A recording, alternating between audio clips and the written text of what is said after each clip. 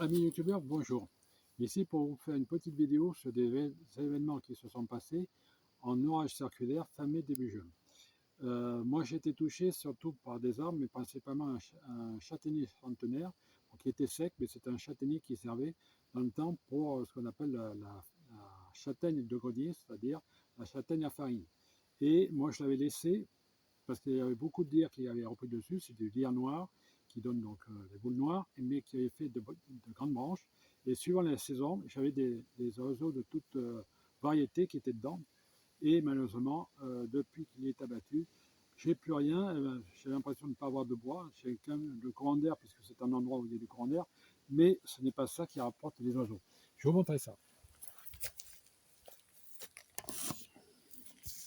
Cet arbre centenaire, je vais le laisser au sol pendant jusqu'à l'hiver, mais je vais voir si je peux le sauver en faisant faire des planches ou des solives ou des chevrons, comme on faisait dans le temps, parce que les gens ils préféraient utiliser ici à la campagne le châtaignier ou l'acacia, mais ici c'est des châtaigniers, plutôt que le sapin ou le chêne.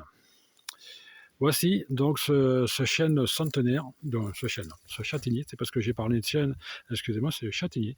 Donc de la cabane là-bas que vous voyez jusqu'ici à la pointe où on voit la petite branchette ici, et fait à peu près, je ne vais pas dire 15 mètres, mais pas loin. C'était vraiment ce qu'on appelle nous, pour les pauvres, l'arbre à pain, parce qu'on faisait de tout, hein. C'était un arbre à tout faire, comme il disait, aussi bien pour faire les barriques que pour faire la maison, les cabanes et les poulaillers.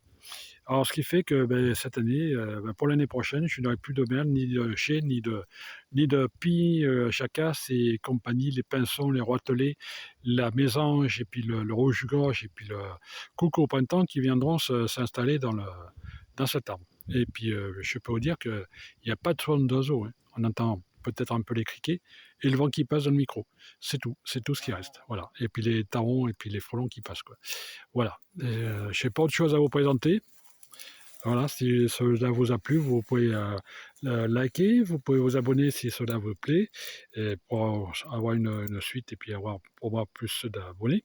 Et aussi et surtout, et c'est très important aussi, de cliquer sur la petite clochette pour être informé des prochaines vidéos.